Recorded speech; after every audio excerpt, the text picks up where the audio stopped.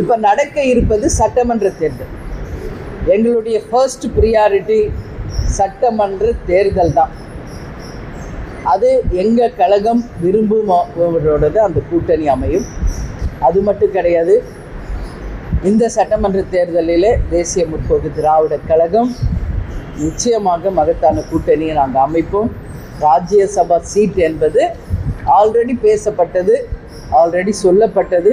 அது ஒரு புறம் இருக்கட்டும். இப்போ நடக்க போவது சட்டமன்ற தேர்தல். ஸோ எங்களுடைய முழு கவனம் சட்டமன்ற தேர்தலை நோக்கி தான் இருக்கும்.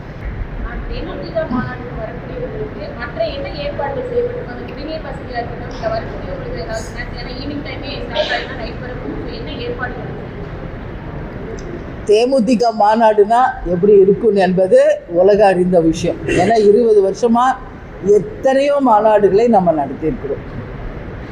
அந்த வகையில் நீங்கள் கேட்குறீங்க, எல்லாமே க்ளீனாக ஆர்கனைஸ் பண்ணியிருக்கோம். குடி தண்ணீர் லாரிகள், ஆம்புலன்ஸுகள், அது மட்டும் இல்லாமல் உணவுக்காகவே தனியாக ஒரு செக்ஷன், எல்லாமே ஃபயர் என்ஜின்ஸ், எல்லாமே பாதுகாப்பு விஷயமாகட்டும், தண்ணீராகட்டும், கழிப்பிட வசதிகளாகட்டும், உணவாகட்டும், ஈவினிங் டைம் நீங்கள் சொன்னீங்க எல்லா ஸ்நாக்ஸ், டீ, காஃபி முதல் கொண்டு எல்லாமே ஸ்டால் போட்டு பக்காவாக ஆர்கனைஸ் பண்ணியிருக்கோம்.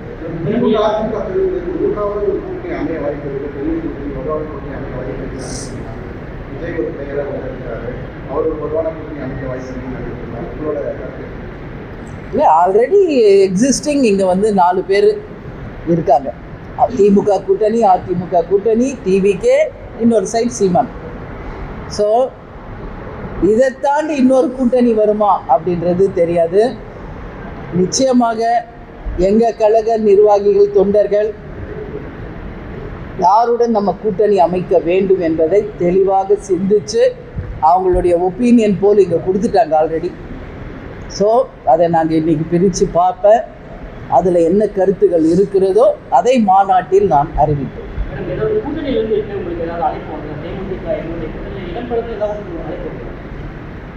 நான் ஏற்கனவே இதுக்கு பதில் சொல்லியிருக்கேன். தமிழ்நாட்டில் இருக்கும் அனைத்து கட்சிகளும் தேசிய முற்போக்கு திராவிட கழகத்திற்கு தோழமை கட்சிகள் தான். கேப்டனுடைய குரு பூஜைக்கு கூட நீங்கள் பார்த்தீங்க, எல்லா கட்சி சார்பாக வந்து பங்கேற்றிருக்காங்க. அந்த வகையில் அனைவரும் தேமுதிகவுடன் கூட்டணி வைக்க விரும்புகிறார்கள், வரவேற்கிறார்கள். அதை நிச்சயம் உரிய நேரத்தில் சரியான ஒரு முடிவை நாங்கள் எடுத்து அதை அறிவிப்போம் என்பதை தெரிவிச்சுக்கிறோம்.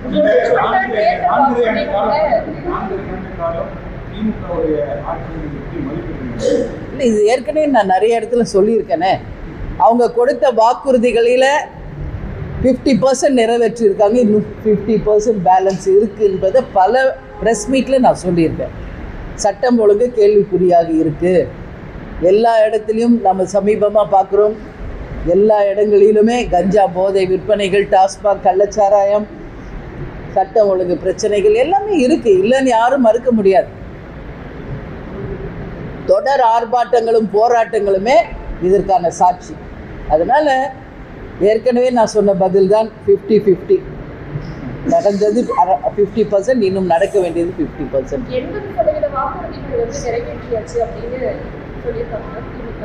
அவங்க திமுக அப்படி சொல்கிறாங்க. ஆனால் உண்மையில் சொல்ல வேண்டியது யார்? மக்கள். ஏன்னா இந்த ஆட்சி சொன்ன அத்தனை வாக்குறுதியை நிறைவேற்றிட்டாங்க. இந்த ஆட்சி சிறந்த ஆட்சியா இல்லையா என்பதை தீர்மானிப்பவர்கள் மக்கள் தான். அதனால தான் சொல்லியிருக்காங்க, மக்கள் தீர்ப்பு தான் மகேசன் தீர்ப்பு என்று. எனவே சொல்ல வேண்டியது மக்கள் தான், ஒழிய ஆளுங்கட்சி கிடையாது. இப்போ வந்து மாநாடு முடிந்த பிறகு பொங்கல், யாரும் எல்லாம் பிஸியாக இருப்பாங்க. தை பிறந்தால் வழி பிறக்கும். தை மாதம் பிறந்தவுடனே நிச்சயமாக அதற்கான பேச்சுவார்த்தைகள் எல்லா பக்கமும் தொடங்கும். எங்களுக்கு 4ஆம் கட்ட ஒரு சுற்றுப்பயணமும் இருக்குது. இதெல்லாம் முடிகிறதுக்குள்ளே கூட்டணியும் முடிவாகும். விருப்ப மனு ஒரு நல்ல நாளில் தலைமை அலுவலகம் நாங்கள் அறிவிக்க இருக்கிறோம். தமிழ்நாடு முழுவதும் யாரெல்லாம் தேர்தலில் போட்டியிட இருக்கிறார்களோ அவங்க வந்து விருப்ப மனுவையும் தர இருக்கிறார்கள் என்பதையும் இந்த நேரத்தில் உங்ககிட்ட சொல்றேன்.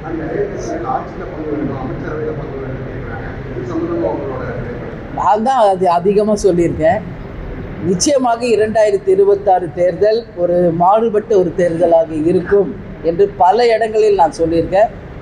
அனைவரும் மக்கள் இதுவரைக்கும் விரும்பிய ஒரு ஒரு ஒரு அணி நிச்சயம் வெற்றி பெறும்.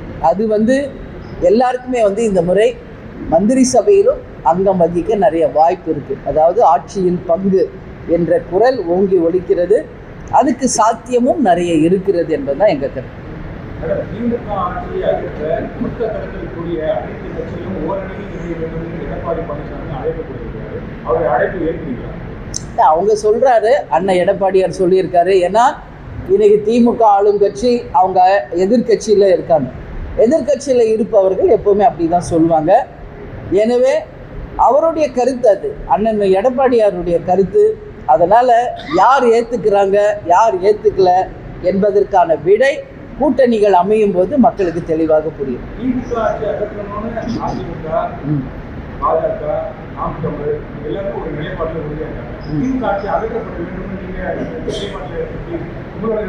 இல்லை, எப்பவுமே யார் ஆளுங்கட்சியோ அவங்களுக்கு தான் எல்லாரும் எதிர்ப்பு தெரிவிப்பாங்க. ஏன்னா 5 வருஷம் அவங்க தான் ஆட்சி செய்திருக்காங்க.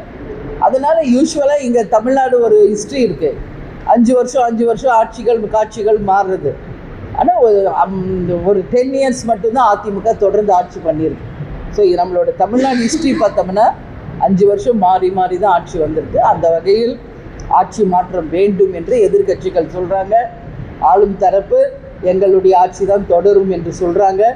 அதனால் பொறுத்திருப்போம். நிச்சயம் இங்கே நிறைய மாற்றங்கள் வரப்போகுது. ஏன்னா இந்த நிமிடம் வரை எந்த கட்சியும் இதுதான் எங்களுடைய ஃபைனல் கூட்டணி, இவங்க தான் எங்கள் கூட்டணியில் இருக்காங்கன்னு இது வரைக்கும் அறிவிக்கலை. இன்னும் நிறைய மாற்றங்கள் எல்லாம் இங்கே வர இருக்கிறது. நாம் இவங்க தான் உறுதியான கூட்டணி என்று இந்த நிமிஷம் வரைக்கும் சொல்ல முடியாது தமிழ்நாட்டில். ஏன்னா கூட்டணியில் இருக்கிறவங்க வெளியேறலாம், புதியவர்கள் இணையலாம் என்ற கருத்து இருக்கிறது. நிச்சயம் தை பிறந்தால் வழி பிறக்கும். ஆனால் வருகின்ற தேர்தல் தமிழ்நாட்டுக்கும் தமிழக மக்களுக்கும் நல்லது நடக்கும் ஒரு தேர்தலாக நிச்சயம் இருக்கும் என்பது என்னுடைய கருத்து.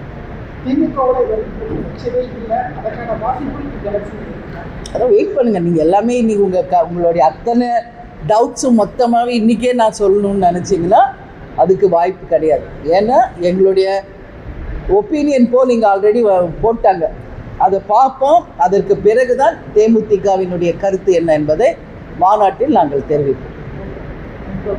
நன்றி, வணக்கம்.